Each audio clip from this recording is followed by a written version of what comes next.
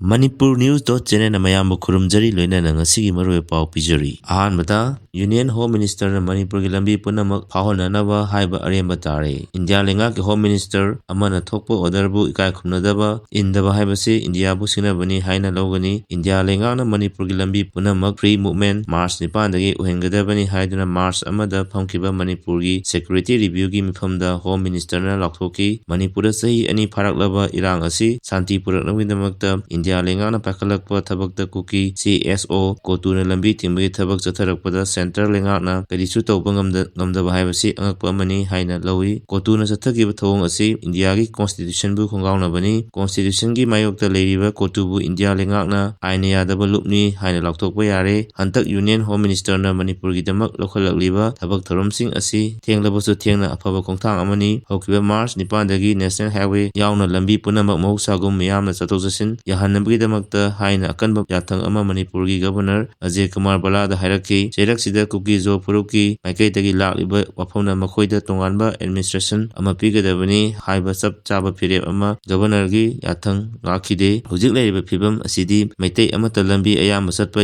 yadana leiri. Matangsida lakliba wafamna Union Home Minister na Manipur gi lambi punamak phaunahallu haiba aremba tare. Adumakpu PR nina kari oirakpa yai haibachu yengba tai. Center na Manipur da miyamgi mihutna semba lenga ama uthaikraba matungda anoba lenga ama amuk semandana thamliba asi manungda kariguma amadi soidana leirongani. Kuki zo phurupna nongmai kapa tahundaba sing amasung tamgi aina yada maongda pairiba khulaising lokhotpagi thabak amasu hojik kana chathari. Nongmaibu painadrabadi nongmai kapagi thokdok thoklaroi. Nongmai kapnadraba lambi thong haunaraba amadi kuki zo phurupna taliba dabi tonganba administration pidabada yanaba matamda Union Home Minister gi thabak thoramsing soidana mai pakani khali. Imagi mairagi timna Union Home Minister unabagi matam chayol ama ngainaba khangalakle tilotama. Bharat ki President amadi BJP gi National President JP Nadal unanaba matam PPU haina tha asigi mangadagi imagi mairagi tim ama Delhi da leiduna mai leinaba singda aiba serol pisankhrabasu ngasi phawba unabagi matam pirakpa leitri. Adu ngasi imagi mairagi makaidagi Union Home Minister unanaba matam PPU haina Union Home Minister gi office da aiba serol pisankhre. Loinana Union Home Minister Amit Shah unabagi chayol ama ngainanaba khangalakre haina hujik Delhi da leiriba imagi mairagi timda saruk yariba imagi mairagi member Hizam Tilotamana phongtokre. Mana phongtokibada mamangda Bharat ki President Draupadi Murmu amadi BJP ki National President JP Nadal unanaba haijakibada hujik phawba matam pidri. Mahabharat ki warida matam sangna tummi hainariba Kumbhakarna phawba tha taruk tumlaga hawatli. Adubu Bharat ki lenga ki lusingba singdi Manipur gi matangdadi hujik phawba tumduna leiri. Bharat ki Prime Minister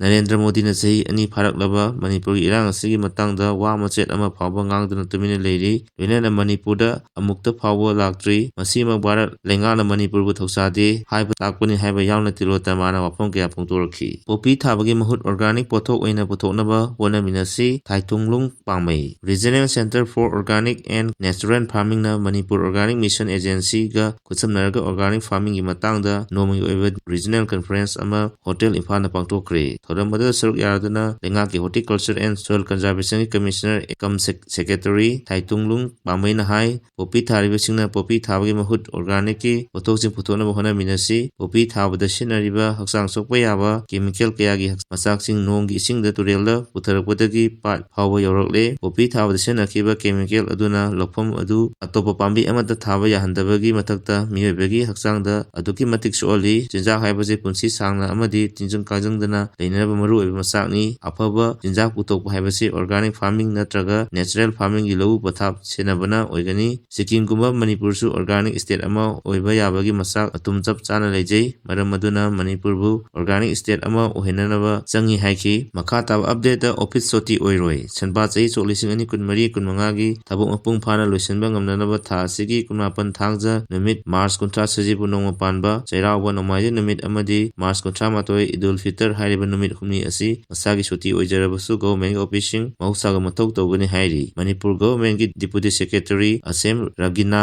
ꯆꯅꯨꯅ ꯉꯁꯤ ꯊꯣꯛꯈꯤꯕ order ꯑꯃꯗ March 17, March 30, March 38 ꯃꯆꯥꯒꯤ ꯁꯨꯇꯤ ꯂꯩꯔꯒꯁꯨ financial year ꯁꯣꯛ 2024-25 ꯃꯄꯨꯡ ꯐꯥꯅ ꯂꯣꯏꯁꯤꯟꯕ ꯉꯝꯅꯅꯕ ꯍꯥꯏꯔꯤꯕ ꯅꯨꯃꯤꯠ ꯍꯨꯝꯅꯤ ꯑꯁꯤ ꯒꯣꯚꯔꯟꯃꯦꯟꯠꯀꯤ ꯗꯤꯄꯥꯔꯠꯃꯦꯟꯠ ꯈꯨꯗꯤꯡꯃꯛꯇ ꯃꯍꯧꯁꯥꯒꯨꯝ ꯃꯊꯧ ꯇꯧꯒꯅꯤ꯫ ꯑꯣꯇꯣꯅꯣꯃꯁ ꯕꯣꯗꯤꯁꯤꯡ, ꯏꯟꯁꯇꯤꯇ꯭ꯌꯨꯁꯟꯁꯤꯡ, ꯀꯣꯔꯄꯣꯔꯦꯁꯟ, ꯁꯣꯁꯥꯏꯇꯤ ꯕꯣꯔꯗꯅꯆꯤꯡꯕ ꯁ꯭ꯇꯦꯠ ꯒꯣꯚꯔꯟꯃꯦꯟꯠꯀꯤ ꯃꯈꯥꯗ ꯇ꯭ꯔꯦꯖꯔꯤꯒ ꯃꯔꯤ ꯂꯩꯅꯕ ꯊꯕꯛ ꯇꯧꯕꯁꯤꯡ ꯌꯥꯎꯅ ꯄꯕ꯭ꯂꯤꯛ ꯑꯃꯗꯤ ꯄ꯭ꯔꯥꯏꯚꯦꯠ ꯕꯦꯡꯛꯁꯤꯡꯁꯨ ꯃꯍꯧꯁꯥꯒꯨꯝ ꯑꯣꯐꯤꯁꯀꯤ ꯊꯕꯛ ꯊꯧꯔꯝꯁꯤꯡ ꯄꯥꯡꯊꯣꯛꯀꯅꯤ ꯍꯥꯏꯔꯤ꯫ ꯃꯈꯥ ꯇꯥꯔꯕ ꯑꯞꯗꯦꯠꯇ ꯏꯄꯥ-ꯏꯄꯨꯁꯤꯡꯅ ꯊꯝꯕꯤꯔꯝꯕ ꯏꯔꯝꯗꯝ ꯀꯟꯅꯅꯕ ꯃꯅꯤꯄꯨꯔꯒꯤ ꯆꯤꯡꯇꯝꯒꯤ ꯌꯦꯜꯂꯧꯃꯤꯁꯤꯡꯒꯤ ꯑꯄꯨꯟꯕ ꯈꯣꯜꯂꯥꯎ ꯂꯧꯃꯤꯟꯅꯁꯤ꯫ ꯏꯟꯗꯤꯌꯥ ꯂꯩꯉꯥꯛꯀꯤ ꯊꯧꯁꯤꯜꯗ ꯃꯅꯤꯄꯨꯔꯒꯤ ꯌꯦꯜꯂꯧ ꯐꯨꯔꯨꯞꯁꯤꯡꯅ ꯄꯦꯟꯗꯕꯒꯤ ꯆꯥꯡ ꯋꯥꯡꯈꯠꯂꯛꯄꯒꯨꯝ ꯇꯧꯔꯦ ꯍꯥꯏꯕꯁꯤ ꯁ꯭ꯇꯦꯠ ꯑꯁꯤꯒꯤ ꯁꯤ.ꯑꯦꯁ.ꯑꯣꯁꯤꯡꯅ ꯐꯣꯡꯗꯣꯛꯅꯔꯛꯄ ꯍꯧꯖꯤꯛ ꯃꯅꯤꯄꯨꯔꯒꯤ ꯑꯣꯏꯔꯤꯕ ꯐꯤꯚꯝ ꯑꯁꯤꯒ ꯃꯔꯤ ꯂꯩꯅꯕ ꯋꯥꯐꯝꯁꯤꯡꯗ ꯄꯟꯅꯔꯛꯄꯗꯒꯤ ꯂꯝꯗꯝ ꯑꯁꯤꯒꯤ ꯃꯤꯄꯨꯝ ꯈꯨꯗꯤꯡꯃꯛ ꯃꯔꯨꯑꯣꯏꯅ ꯌꯦꯜꯂꯧꯃꯤ, ꯆꯤꯡꯃꯤ ꯇꯝꯃꯤꯁꯤꯡꯅ ꯏꯈꯪ ꯈꯪꯅꯔꯕꯅꯤ꯫ ꯍꯧꯈꯤꯕ ꯊꯥ ꯐꯦꯕ꯭ꯔꯨꯋꯥꯔꯤꯒꯤ ꯃꯇꯝꯗꯒꯤ ꯃꯅꯤꯄꯨꯔꯗ ꯄꯤ.ꯑꯥꯔ ꯊꯝꯗꯨꯅ ꯂꯥꯛꯈꯤꯕ ꯊꯥ 1.5 ꯐꯥꯒꯗꯧꯔꯦ꯫ ꯊꯥ 1.5 ꯐꯥꯔꯛꯀꯗꯧꯔꯤꯕ ꯁ꯭ꯇꯦꯠ ꯑꯁꯤꯗ ꯊꯝꯂꯤꯕ ꯄꯤ.ꯑꯥꯔ ꯑꯁꯤ ꯃꯅꯤꯄꯨꯔꯒꯤ ꯆꯤꯡꯒꯤ